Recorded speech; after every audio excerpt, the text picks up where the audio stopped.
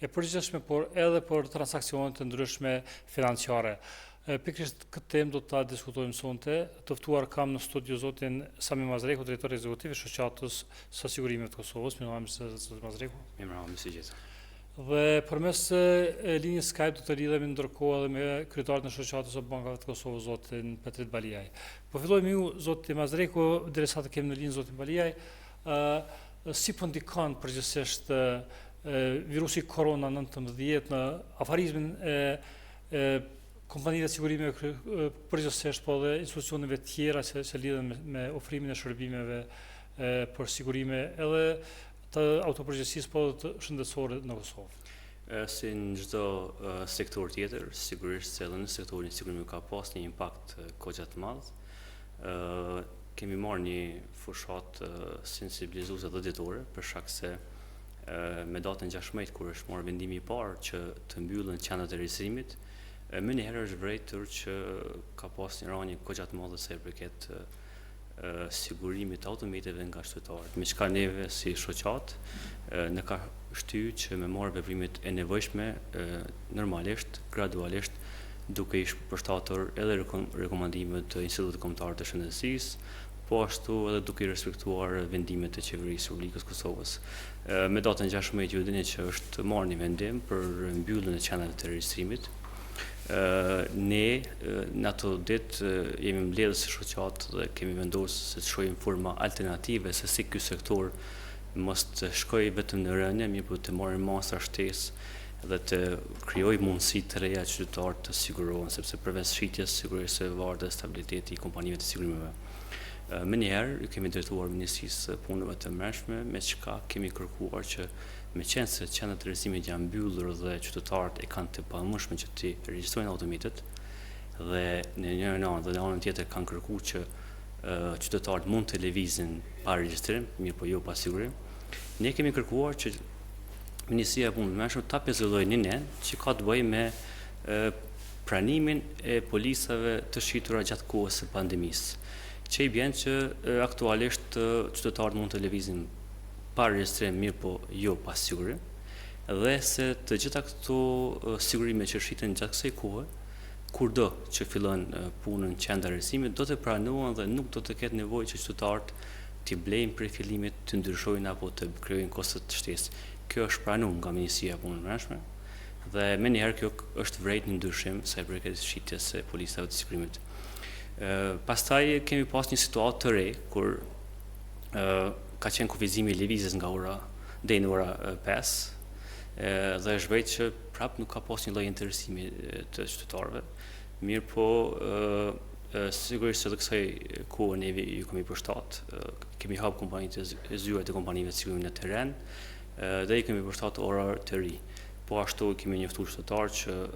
lirisht mund të vini normal me dorza, me pajisje që kërkon edhe Instituti Kombëtar të Shëndetësisë dhe mund të pajisen me sigurim sepse është për sigurinë e tyre. Këto kanë qenë sa i përket pjesës së fillimit, sigurisht se kjo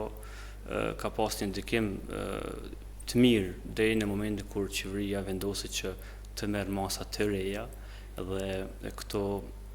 lëvizja e lirë të kufizohet në 90 minuta. Sigurisht se kjo tash ka rënduar pak situatën, përkundër asaj që vret në interesim i qytetarëve që të sigurohen sepse e kanë pa që A janë apo jo duke funksionuar filialet e kompanive të sigurime për të ofruar produkte? Për jashtim të qyteteve të para që kanë qenë të karantinuara, që kanë qenë Klina, Malisheva dhe Vitia, që ende nuk e kanë hapur, në gjitha filialet tjera në komplet territorin e Kosovës janë hapur dhe kanë punuar nga ora 9 deri në ora 3. Dhe sigurisht se gjatë kësaj kohe ndërmjetësuesit e sigurimit kanë ofruar shërbimet jo vetëm përmes zyreve, përmes telefonit, përmes forma alternative që sa më shumë të shmangët distanca me komunikimin me qytetarën. Do të thonë jeni lejuar nga qeveria e Kosovës që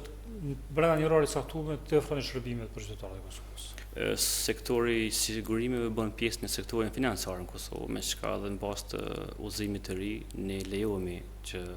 të funksionojmë, normal duke respektuar gjitha ato masa që duhet me ndërmarr. Tani orari është për shtat, për shkak se ju e dini që nga vendimi I fundit, mund të punojmë nga ora 8 deri në ora 4, sigurisht se gjithë industria sigurisht është informuar dhe janë pajisur me lejet e duhura, dhe në këtë kohë ne po funksionojmë dhe po vret që mbas gjithë atyre fushatave sensibilizuese që kemi pas, ka interesim sepse kanë vret që gjithë ato dëme që ata mund mi shkaktu sigurisht që pasojë do të bërtën vetë. Mirë po kjo pandemi përveç në sektore të tjerë ka ndikuar edhe negativisht. Dhe nëse vazhdon edhe një kohë të gjatë sigurisht se tek ne do të shfaqen probleme pak më të mëdha. Fillimisht nuk ka ndonjë masë që kemi filluar të marrën për shkak se ende nuk e dim se sa do të qasim, mirë po sigurisht se jemi të gatshëm të përshtatim çdo lloj ndryshimi që ndodh në të ardhmen. Faleminderit, do të them prapë të diskutojmë për sektorin e sigurimeve, mirë po tash e kem në linjë zotin Petrit Balian nga Shoqata e Bankave të Kosovës. Mirëmbrëma zoti Balian, se më po më dëgjoni? Mirëmbrëma. Zoti Baliaj, faleminderit për gatishmërinë që lidhen në emisionin Subvencion. Po më intereson, a është apo jo sistemi bankar I Kosovës duke u përshtatur në plotëni rekomandimeve që ka aplikuar qeveria e Kosovës sa I përket luftës kundër COVID-19? Ju falenderoj për ftesën, ju përshëndes ju dhe gjithë teleshikuesit tuaj. Të gjithë jemi të vetëdijshëm për situatën në të cilën po kalojmë, të trazuar gjithë nga pandemia. E kemi vëmendjen të situata shëndetësore, sepse të gjitha aspektet tjera të jetës përfshirë këtu edhe ekonominë po mvaren nga ajo se sa shpejt do të ketë progres në fushën e shëndetësisë. Përshtypjet e mia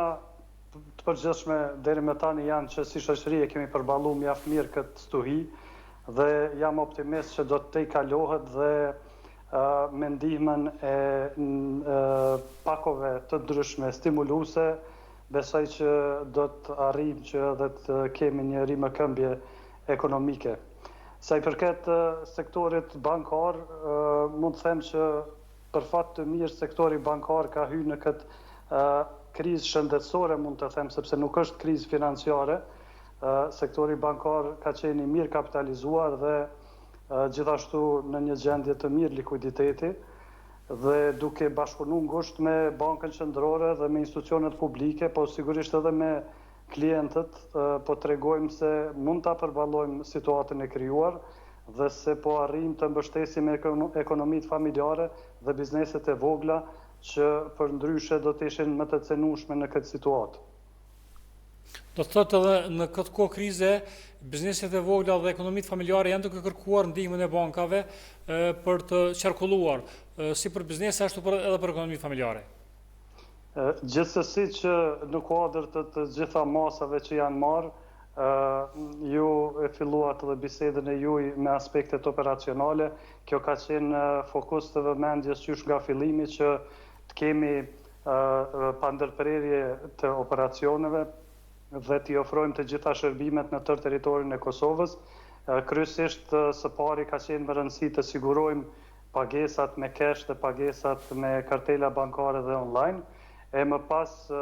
kemi përgatit ose jemi dakorduar si sektor bankar edhe për një program të shtyrjes pagesës kredive për një periudhë të caktuar për individ dhe bizneset e cilat janë prekur nga Covid-i në aspektin financiar, dhe kjo ka kriju një lloj fleksibiliteti për këtë pjesë të shoqërisë që është prek më shumë në aspektin financiar. Ju e dini që një pjesë e shoqërisë tonë ka një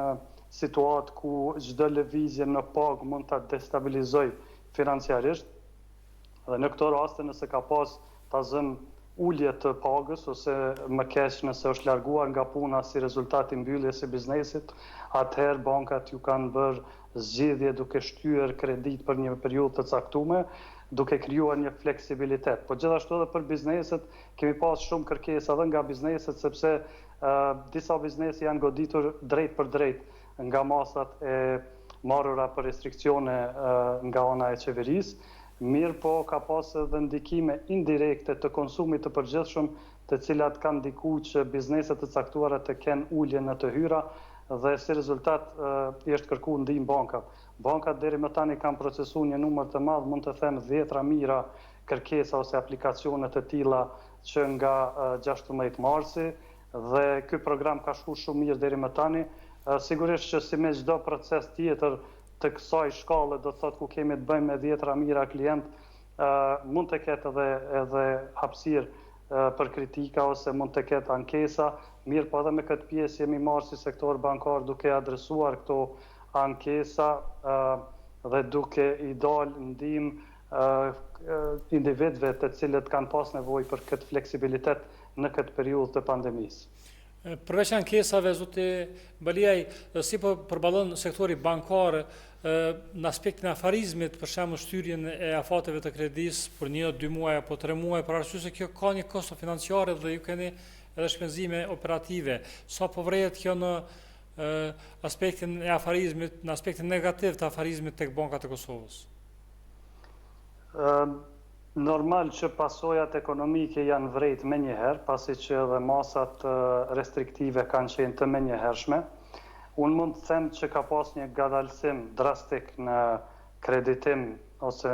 në aspektin e ofrimit, do thotë kërkesës në fakt nga bizneset dhe individet për kredi, të mos them një frenim total në ditët e para të kreditimit. Mirë po, ajo që ka qenë më rëndësi në ditët e para është ruajtja e likuiditetit dhe ofrimi i shërbimeve për klientët pa ndërprer, krahas të gjitha masave tjera që janë marrë për ruajtjen e shëndetit të stafit dhe klientëve të bankave. Në këtë fazë tani veç jemi në javën e 6 të masave restriktive dhe është ende herët të thuhet, pasi që sipas organizatës botërore të shëndetësisë, pandemia në secilin treg ose në secilin vend zgjat rreth 3 muaj, që do të thotë se ne vetëm jemi në gjysmën e periudhës tonë dhe ende nuk mund të konstatohet për pasojat plota ekonomike, mirë po do të shihen pasojat pas periudhës të masave restriktive, gjithsesi në fazën e ri me këmbjes do të bëhet bilanci i dëmeve që është shkaktuar në aspektin ekonomik në vend. Sa po vrehet reduktimi apo të kurrja e qarkullimit të bankar të bizneseve në Kosovë, pasi që kemi sektor të tërë të cilët e kanë pezulluar punën e tyre, siç është sektori i gastronomisë, hotelet, restoranet, tash sfundi edhe sektori ndërtimtarisë një pjesë e madhe, po sektor të tjerë të cilët kanë një qarkullim të madh të parave përmes sistemit bankar të Kosovës. A po vrehet kjo në operimet e përditshme që kanë bankat komerciale në Kosovë? Gjithsesi, edhe sektori bankar është pjesë e sektorit privat, do të thotë në mënyrë indirekte është një rënje e kërkesës për kredi dhe në këtë aspekt ka një rënje të madhe në kërkesën për kredi, por është e natyrshme sepse kemi, si thash, janë ditët e para të pandemisë ose të masave restriktive dhe ka një reagim të tillë jo vetëm në Kosovë, por në tërë botën. Dihet që në momentin që publiku ose qytetarët hezitojnë të konsumojnë, atëherë bie edhe kërkesa për kredi, mirë po ne po besojmë që kjo është e përkohshme, është vetëm në kuadër të masave që janë marrë për parandalimin e shpërndarjes së virusit dhe nuk ka të bëjë me ndonjë, si të them, sëmundje të ekonomisë. Ekonomia është goditur, mirë po do të ketë mundësi rime këmbje nëse merren masat e duhura shumë shpejt pas pandemisë dhe besojmë që bankat do të jenë aty të gatshme që tër atë kërkesë e cila do të shfaqet më njëherë pas pandemisë ta mbulojnë dhe të kompenzohet edhe periudha nëpër të cilën po kalojmë tani. Nëse zgjat ashtu siç është parashikuar nga organizata botërore e shëndetësisë një periudhë 3 mujore apo 4 mujore, a kanë apo jo frikë bankat komerciale në Kosovë nga kjo periudhë e stagnimit të disa sektorëve të ekonomisë të cilët nuk do të qarkullojnë apo nuk do të kenë kërkesa kreditore? Po, unë nuk do të thoja frikë, mirë po me siguri që kanë një kujdes të shtuar, për shkak se është një situatë e pazakonshme për të gjithë shoqërinë dhe gjithashtu edhe për bizneset. Dhe në këtë aspekt bankat kanë marrë masa të menjëhershme që të jenë të gatshme të ballafaqohen me këtë situatë. Siç thash, për fat të mirë kemi qenë në një gjendje të mirë likuiditeti, ndoshta për shkak të punës 10 vjeçare që është bërë në 10 vitet e fundit, ku sektori bankar vazhdimisht ka rritur kapitalin dhe ka rritur likuiditet, ka ruajtur likuiditetin, gjithashtu edhe kredit jo performuese kanë qenë në një nivel shumë të vogël, me vetëm 2%, dhe të gjithë këta tregues kanë bërë që sektori bankar të hyjë në këtë emergjencë me një gjendje stabile. Prandaj edhe kemi qenë në një pozitë të mirë. Megjithatë, kujdesi është marrë me njëherë, bankat kanë bërë testet e tyre të cilat parashohin situata negative, do thotë edhe më negative se kjo në të cilën gjendemi tani, për të pasë a do të mund t'i bënin ballë situatave edhe më të ashpra ose më të prolonguara, dhe të gjitha testet tregojnë që bankat janë në gjendje që t'i përballojnë këto situata. Gjithnjë jemi duke folë për periudhat të përkohshme, do të thotë, për të cilat po besojmë që janë të sakta, sepse po shihet edhe nga vendet e tjera që kjo gjendje pandemike është e përkohshme dhe do të ketë një rikuperim ose një rimëkëmbje ekonomike së shpejti. Po më intereson edhe tek ato kategori të cilat qeveria Banka Qendrore e Kosovës ka rekomanduar që të shtyhet afati i kthimit të kredive, a ka apo jo raste të klientëve të cilët dojnë të shlyjnë obligimet e tyre, pasi që kjo është shtyrja e obligimeve të qytetarëve tonë është një lloj përgjegjësie morale pak a shumë. Si ka shku kjo? Ka shku 100% të shtyrja aty, apo ka raste kur qytetarët janë të gatshëm që t'i kryejnë obligimet e tyre? Po, pyetje shumë e mirë, për shkak se pikërisht kjo ka qenë arsyeja pse programi për shtyrjen e kredive ka qenë rast pas rasti, do të thotë që klientët kanë pas situata të ndryshme. Ka pas një pjesë e shoqërisë e cila ka vazhduar të ketë të hyra të rregullta, sidomos në sektorin publik kanë pas të ardhura të rregullta dhe këta persona nuk kanë qenë të interesuar që t'i shtyjnë kreditë e tyre, por kanë dashur t'i shlyjnë me kohë sipas planit fillestar. Gjithashtu kemi pas edhe biznese në anën tjetër të cilat nuk kanë ndërprej operimin, në fakt vetëm sa është janë rrit të hyrat e tyre dhe këto kanë shpreh dëshirë që të vazhdojnë ose edhe të paguajnë para kohe kreditë e tyre, kështu që bankat janë merr me secilin në rast individualisht dhe kanë gjetë solucione të përshtatshme në të mirën e klientit. Do thotë brenda kësaj kohe bankat mund të mbulojnë plotësisht afarizmin e tyre, pasi që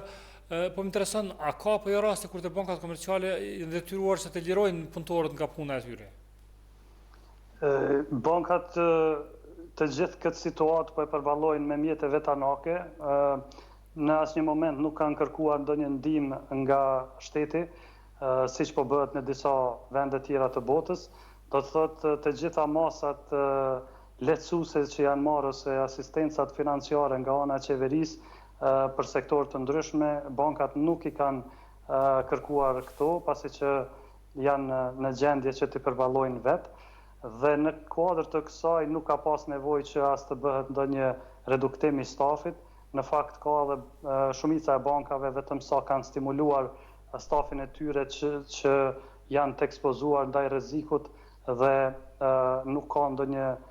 rrezik të largimit nga puna apo ndonjë lëvizje në këtë aspekt. Do thotë bankat janë të i kry shërbimet e përditshme për institucione, biznese dhe qytetarët ashtu si më parë. Mund të them që me një kapacitet të reduktuar, mirë po pa krijuar ndonjë problem në mbarvajtje, do të thotë bankat një pjesë të stafit e kanë duke operuar nga shtëpia në kushtet shtëpisë, mirë po pjesa tjetër në degët e bankave të gjithë janë duke operuar me orar të rregullt dhe janë duke ofruar të gjitha shërbimet. Gjithashtu edhe bankomatët janë të servisuar në gjithë Kosovën, janë të furnizuar mirë, pagesat me kartela bankare funksionojnë, shërbimet e e-bankingut ose online banking janë të gjitha funksionale, kështu që mund të themi që qytetari ose klienti nuk e kanë ndjerë këtë reduktim të kapacitetit në asnjë moment dhe të gjitha shërbimet po vazhdojnë të ofrohen sipas planit emergjent të cilin e kanë hartuar secila bankë. Zoti Balia, jemi në fund të intervistës, është pyetja fundit për ju. po më intereson, qeveria pas pandemisë do të ketë nevojë për infuzione financiare, për shitje të letrave me vlerë, në bazë të kapitalizimit që kanë bankat e Kosovës tash për tash, nëse nuk zgjat shumë kjo krizë, a do të jetë në gjendje sektori bankar i Kosovës që në këtë aspekt të kontribuojë në fondet shtesë që duhen qeverisë Kosovës? Ajo që na duhet neve tani si sektor bankar është një mbështetje legjislative. Kemi bërë disa kërkesa edhe te Ministria e Tregtisë për disa lehtësime. Për shembull, na duhet një ndihmes në regjistrin e pengut, për shkak se me shtyrjen e kredive duhet të shtyhen edhe disa hipoteka dhe pengje të cilat janë të regjistruara. Për fat të keq kemi një vonesë në këtë aspekt. Ne kemi kërkuar këto ndryshime që nga 23 marsi dhe ende nuk kemi ndonjë përgjigje. Gjithashtu shpresojmë që do të ketë një pako të dytë fiskale ku do të përfshihen disa lehtësime ose rritje të qasjes në financa përmes fondit garancive kreditore dhe përmes ndonjë programi qeveritar për subvencionimin e normave të interesit. Dhe nëse bëhen këto, besoj që edhe bankat do ta kenë likuiditetin e nevojshëm që të participojnë ose të marrin pjesë në ankandet e letrave me vlerë. Megjithatë, edhe qeveria duhet ta ketë parasysh dhe besoj që e ka që në këtë kohë ku likuiditeti është shumë i rëndësishëm, duhet të kenë ndoshta jo pritet e njëjta të participimit si në të kaluarën dhe duhet të mendojnë për mundësi të ndryshme të financimit përmes programeve tjera të institucioneve ndërkombëtare financiare. Gjithashtu kemi bërë edhe kërkesë në Bankën Qendrore që të na ndihmojnë me disa lehtësime sa i përket qarkullimit përgjithshëm me letra me vlerë në tregun primar dhe sekondar. Dhe unë po besoj që nëse merren të gjitha këto masa, sektori bankar do të jetë në një pozicion shumë të mirë për të ndihmuar në kreditimin e bizneseve të vogla. E dim që shumica e bizneseve në Kosovë janë biznese të vogla, ato duhet të kreditohen me kushte të mira dhe me një pavonesa, do të thotë pa birokraci të madhe për ta tejkaluar këtë situatë. Mirë, po këto duhet të bëhen përmes mbështetjes me garanci kreditore, me subvencionime dhe gjithashtu përmes lehtësimit në regulativ. Mund të them që Banka Qendrore ka qenë shumë e shpejtë në lehtësime nga ana e tyre për sa i përket disa restriksioneve që kanë qenë më herët në provizionim. Ato i kanë larguar në mënyrë që bankat të jenë në pozicion të t'ju dalin në ndihmë edhe qytetarëve, individëve dhe bizneseve gjithashtu. Zoti Baliaj, faleminderit shumë për gjitha këto sqarime, për informacionet që keni dhënë edhe për gatishmërinë që të kontribuoni për gjendjen e sistemit financiar në këtë kohë pandemie. Faleminderit juve. Faleminderit shumë. Zoti Mazreku, po kthehem te industria e sigurimeve të Kosovës. A janë apo jo duke punuar me kapacitetin e plot kompanitë e sigurimeve të Kosovës? A kanë kapacitet dhe janë duke shqyrtuar lëndët nëse kanë lëndë për shembull të kompenzimit të domeve apo lëndë të tjera të cilat nëse veç shitni polisa duhet edhe me trajtu? Sigurisht se përveç pjesës së shitjes e kemi trajtuar edhe pjesën e kompenzimit të domeve. Si shoqatë marrim takime të rregullta edhe me komitete, gjithsesi kësaj radhe kemi pas kontakte të shpeshta me komitetin e domeve që është në kuadër të shoqatës së sigurimeve. Dhe ashtu jemi informuar që kompanitë janë duke i pranuar të gjitha kërkesat e palëve, qoftë në mënyrë elektronike apo qoftë në përmes paraqitjes në mënyrë fizike. Mirë, pra ajo që ka shumë rëndësi në këtë pikë që të kemi mirëkuptimin e palëve është që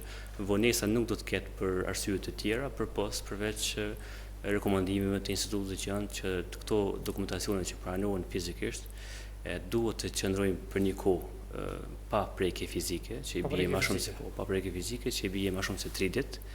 Për çka pas kësaj kohe sigurisht që çdo pako që pranojnë në një zyrë, ajo për 3 ditë nuk duhet të preket fizikisht. Po nuk duhet të preket fizikisht, pastaj pas kësaj kohe sigurisht që lënda trajtohet, pala njoftohet dhe kompanitë e sigurimit janë duke i paguar domet në kohë reale. Sigurisht që këtë pikë informuar të gjithë ndërmjetësues të sigurimeve, të gjithë shitësit për këto masa që duhet të ndërmarrin në mënyrë që të kujdesni për shërbimet dhe kujdesin e tyre. Sigurisht se kjo është ndamën pjesën e shitjes që janë ndërmjetësues në terren dhe pjesës domeve që domet pranohen direkt në zyrët qendrore apo përmes filialave. Dhe kjo është duke shkuar mirë në bazë të rekomandimeve dhe ajo çka kemi kërkuar edhe me kuptim nga palët edhe në ato raste kur jemi paraqit kërkesa që këto afatet që janë minimale qoftë nëse një land ka nevojë me u plotësu me dokumente shtesë që është afati minimal, të kemi mirë kuptim për shkak se duhet me respektuar rekomandimet. Domethënë kompanitë janë duke i trajtuar këto raste, janë duke paguar dame dhe janë aktive sigurisht. A keni marrë masa të sigurisë në komunikim, për shembull, kemi pa të disa rrjete të shitjes që kanë marrë masa të shtesë në investime në gjama mbrojtës, në hapje të zyrave të reja, në mënyrë që të ketë mbrojtje sa më të madhe edhe për shitësit edhe për klientët. Të gjitha këto zyre që janë në terren, që janë rreth 500 zyre, përveç që dezinfektimi bëhet her pas here, jo vetëm një herë, gjithë ndërmjetësuesit janë të pajisur me dorza, me maska, me preparate tjera që janë për pastrimin e durave dhe sigurisht që këto rregullisht mirëmbahen që sa më pak kemi kontakt qoftë me ndonjë të infektuar dhe mos të jetë shkak një zyre që ky virus të përhapur. Domthonë jemi duke i respektuar të gjitha rekomandimet që janë në terren. Si funksionon rrjeti përgjithsisht, për shembull, sistemi kontrollave teknike, sistemet e tjera, nëse nuk funksionon qendra e regjistrimit, apo janë të anuluara të gjitha përpas shitjes së Policisë së Sigurimit? Në vendimin e parë që ka marrë Ministria e Punës së Mëshme, ne kemi reaguar më një herë, mirë por nuk kemi pa që ka reaguar shoqata e kontrollave, sepse edhe ajo lidhet direkt me procesin apo procedurën e regjistrimit të automitit. Me çka sot qytetarët marrin një polis, mirë po nuk e kryejnë një kontroll teknik dhe në anën tjetër nuk e paguajnë një taksë komunale, nuk i paguajnë gjobat e trafikut dhe në fund nuk kanë mundësi me regjistru automatin. Domthonë këtë ajo çka sot ata e kanë edhe në bazë të respektimit të vendimit të MPB-s është që pajisin me policë sigurime, mirë po nuk kam pa që shoqata e kontrollit teknik ka reaguar apo ka kërkuar nga Ministria e Punës së Mëshme që gjithë ata klientë që i kryejnë kontrollat teknike gjatë kësaj kohe do të pranohen në një periudhë të mëvonshme sepse edhe kontrollat teknike e kanë një afat vlefshmëri nëse zgaboj 2 javë, kështu që mas 2 javë ato janë të pavlefshme. Mirë po me siguri që edhe në këtë drejtim Ministria e Punës së Mëshme do të ketë mirë. Sot ajo kalon te përgjegjësia e Ministrisë së Punës së Brendshme. Sigurisht se po. A keni rekomandime të qarta nga Banka Qendrore e Kosovës për dhe në harmonizuar të rekomandime me rekomandimet që vijnë nga Instituti Kombëtar i Shëndetësisë Publike sa i përket respektimit të masave mbrojtëse, edhe çështjes së kompenzimit dëmeve apo shitjeve përgjithsisht. Me Bankën Qendrore jemi në komunikim për çdo ditë më komunikojmë dhe ajo që kemi pranuar nga Banka Qendrore që duhet të respektojmë në përpikëri të gjitha rekomandimet që vijnë për Institutin Kombëtar dhe se Banka Qendrore për çdo të ndryshim që ka nevojë si bankë për shkak se rregullator dhe mbikëqyrës së sektorit të sigurimeve është i gatshëm që në çdo kohë të bëjë ndryshimet e nevojshme qoftë ndonjë rregullore, qoftë ndonjë llozimi për çka në këtë pikë unë falenderoj edhe publikisht guvernatorin e Bankës Qendrore për këtë çështje, me çka neve na ka lehtësuar për shkak se kemi klientë që janë të interesuar që sigurimin ta marrin prej distancës dhe sigurisht se neve kjo na ka shtynë në një proces që t'i bëjmë disa ndryshime në raport me Bankën Qendrore dhe me çka Banka Qendrore më njëherë ka pranuar këtu. Dhe sot jemi duke punuar që përveç emailit të krijojmë edhe module shtesë që klientët të kenë mundësi që policat e tyre t'i blejnë edhe online pa pas nevojë që të kenë. Praktikohet është tash. Kanë filluar disa kompanimi, por unë besoj që për një kohë shumë shkurtë gjitha kompanitë do të kanë mundësinë që përmes sistemit online t'i blejnë sigurimet TPL. Mirë po, në këtë pikë, disa aprovime i kemi edhe nga Ministria e Punës së Mëshme, gjithsesi nga qendrat e regjistrimit që mbikëqyrën nga Agjencioni për Regjistrimin Civil, dhe jemi në përfundim të edhe të disa rekomandimeve të vogla nga ARS-ja që t'i përmbushëm për punë që gjitha këto polisa që blehen gjatë kësaj kohe mos të kenë problem që pas kësaj kohe të pranohen nga Ministria e Punës së Mëshme. Domethënë jemi duke ju përshtatur çdo kohë, çdo lloj ndryshimi sepse e thash edhe më herët që nga fillimi kemi 3 situata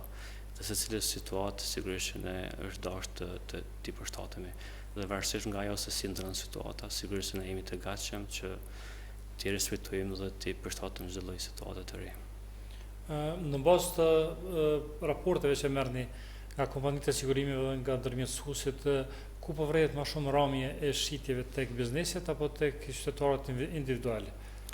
Pasi që ka shumë biznese të cilat veç pauzojnë, ndërka qytetarët edhe mund të kenë nevojë që të lëvizjen, të shërbejnë për nevojat e tyre. Sigurisht që në të dyja anë të vret ramje, kurse sa i përket bizneseve varet prej veprimtarisë që ajo ushtron, ka veprimtari që lejohen me funksionu dhe që e kanë të nevojshëm patjetër me marrë një policë sigurimi sepse nuk mund me dalë në trafik pa sigurim, po edhe të pjesa e qytetarëve të një pjesë caktuar kanë ndikuar që mos me pas mundësi ose ka raste kur nuk e shfrytëzoi makinën dhe për arsye ata nuk sigurohen. Domthonë ramja është e dyanshme, të dy si nga ana e qytetarëve dhe ana e bizneseve. Mirë po sfundmi ne kemi pas një lloj kampanje sensibilizuese dhe ditore në çdo qytet,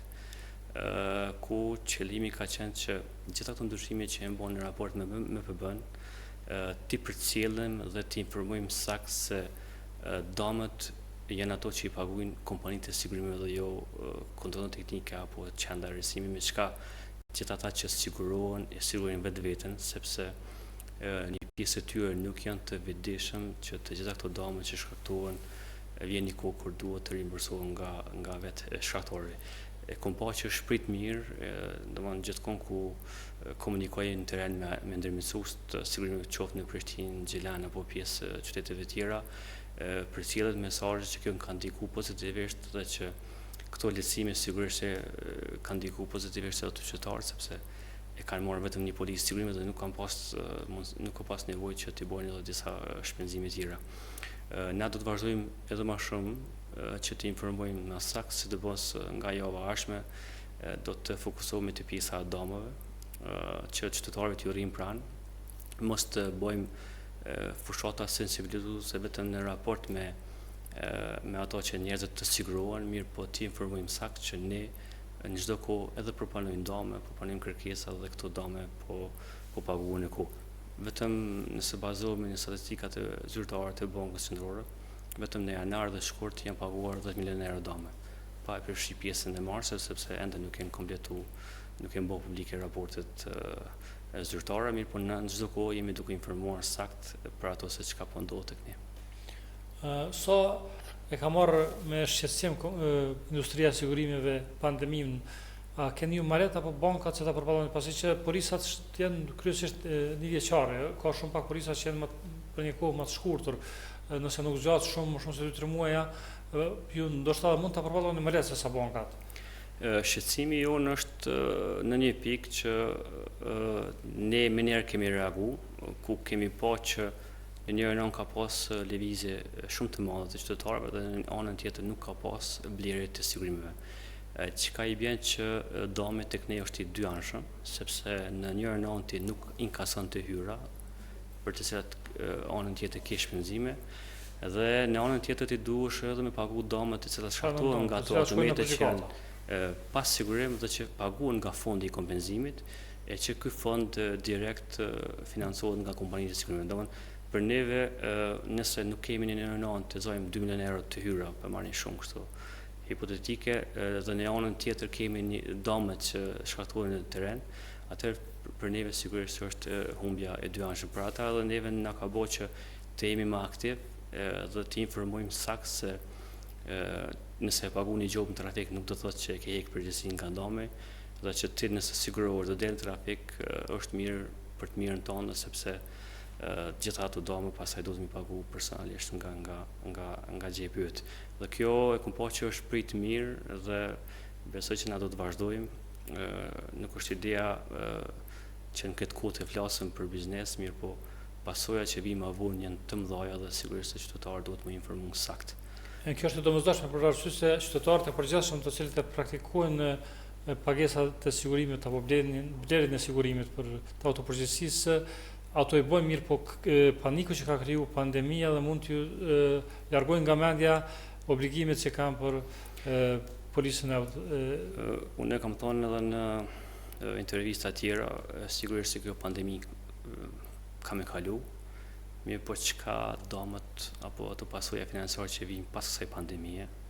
dhe apeli jonë ka qenë që fillimisht mos dalin në trafik, mirë po ata që dalin dhe potenciali me shkaktu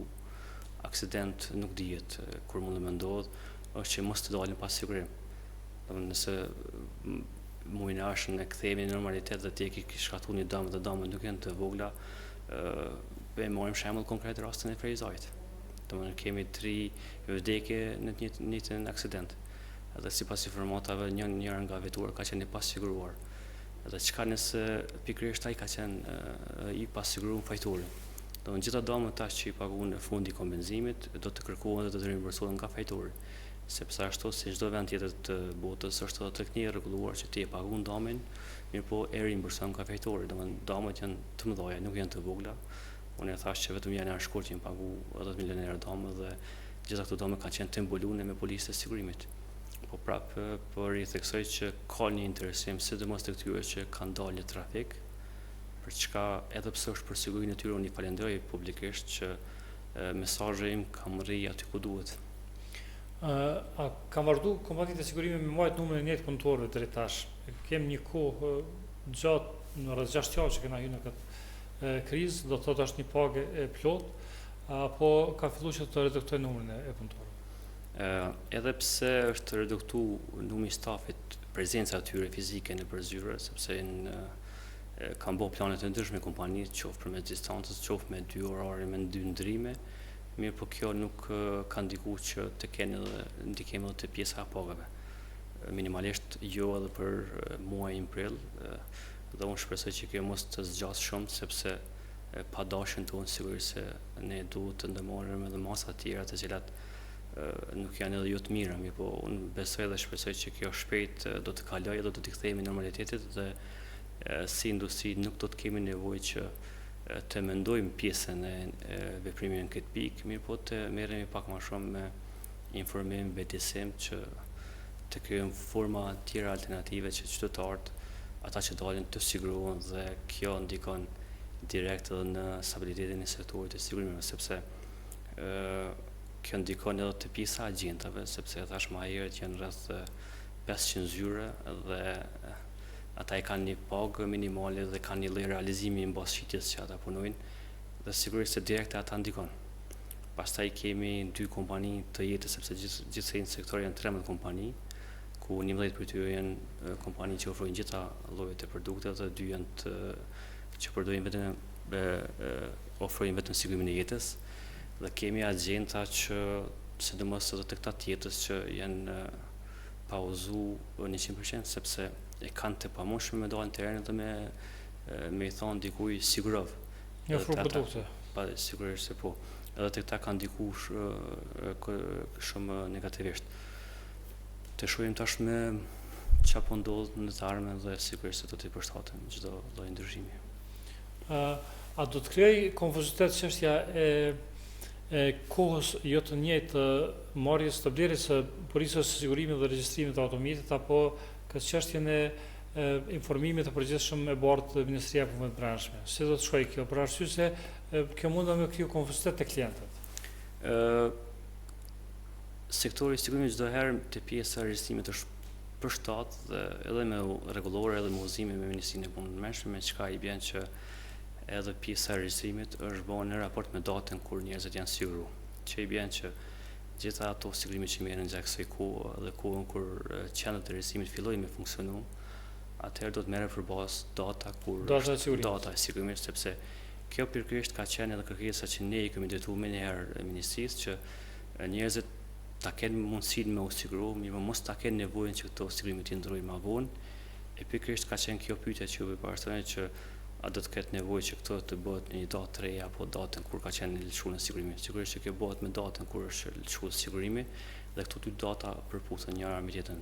Kjo ka qenë edhe njëra prej pyetjeve që më është bërë direkt përmes telefonit dhe përmes emailit dhe përmes Facebookut. Edhe të njëjtin mesazh e kam përcjell që ajo çka duhet ty me dalë në trafik është vetëm një policë sigurimi dhe se punën tjetër na e kemi bërë me veprim bashkërisht që këto të pranuan dhe të jetë një lloj dakordimi përbashkët që mos ketë nevojë me ndryshu. Do të informoni ju klientët apo ja lani këtë përgjegjësim informuar ndaj Ministrisë së Punëve të Brendshme? Ne kemi publikuar një udhëzim të ri, ka qenë i publikuar edhe nga ish ministri i Punëve të Brendshme, ku thuhet që është pezullu pika ku flet për policën e sigurimit, e që ka qenë një afat 5 ditur, domethënë kur e ke marrë një sigurim, vazhdosh që brenda 5 ditë ti me kry pjesën e rrezimit për punë që ai sigurim me qenë aktiv. Domethënë ajo pikë është pezullu dhe nuk është në fuqi me çka i bën që këto vlen dhe do të përputhen me datat e reja, domethënë data e rrezimit do të përputet me datën e sigurimit. Dhe nuk do të ketë problem në këtë pikë. Ajo çka jemi duke bë të re është që gjithë ata klientë që gjatë kësaj kohe marrin polisë përmes sistemit online apo përmes emailit, gjitha këto police të pranohen nga qendra e rrezimit prapë, sepse edhe kjo në udhëzim thuhet që polisa duhet të dorëzohet në origjinal. Edhe këtu kemi hasë në mirë kuptim nga ARC-ja dhe jemi duke i bën ndryshimet e fundit që këto pasaj të aprovojmë edhe në BCK një pjesë të fundit dhe që të krijohen lehtësime që mos të ketë një lloj komplikimi në të ardhmen. Si po shkon pjesa tjetër e tregut të sigurimet e patentshmërive, sigurimet e tjera të bizneseve, pjesa vullnetare. Apo pjesa vullnetare, si është duke shkuar? Ka qytetarë që kanë kontrata individuale dhe që vazhdojnë me i pagu pjesën e pagesës mujore. Mirë po një pjesë të tyre është edhe një pjesë e bizneseve. Edhe ata vazhdojnë domethënë me bë këto pagesa, mirë po kjo ka ndikuar te klientat e ri që në këtë kohë sigurisht se kanë atë panikun e pandemisë dhe sigurisht se nuk mendojnë që të sigurohen, me qenë se është edhe janë produkte vullnetare. Sigurisht se këtë pjesë është një ramje dhe nuk është që ka një interesim shumë të madh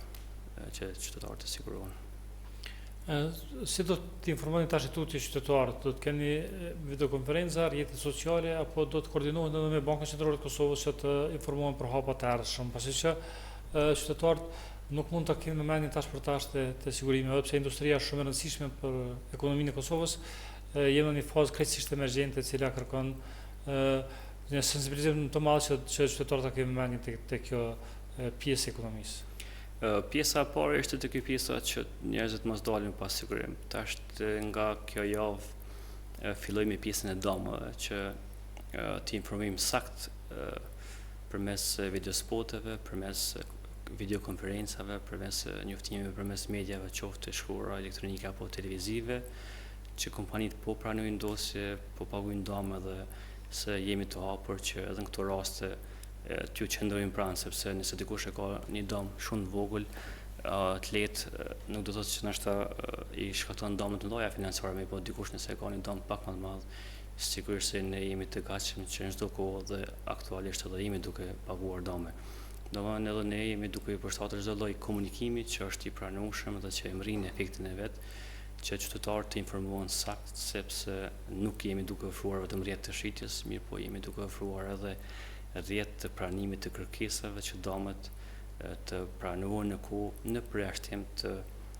atyre datave që thash pak më herë që duhet që fillimisht dosjet të kalojnë nëpër procedurë qysh është edhe Instituti Kombëtar i Shëndetësisë. Zoti Mazreku, faleminderit shumë për kohën dhe serimet që keni dhënë për qytetarët e Kosovës në emisionin Subvencion. Po shpresojmë që pandemia të ulë intensitetin dhe të kthehen ngadalë normalitetit të gjithë sektorët veç e veç, që qytetarët të mos ekspozohen për një rreziku kaq të madh siç po ekspozohet këtë bota. Faleminderit juve. Faleminderit për vëmendjen, mirupafshim.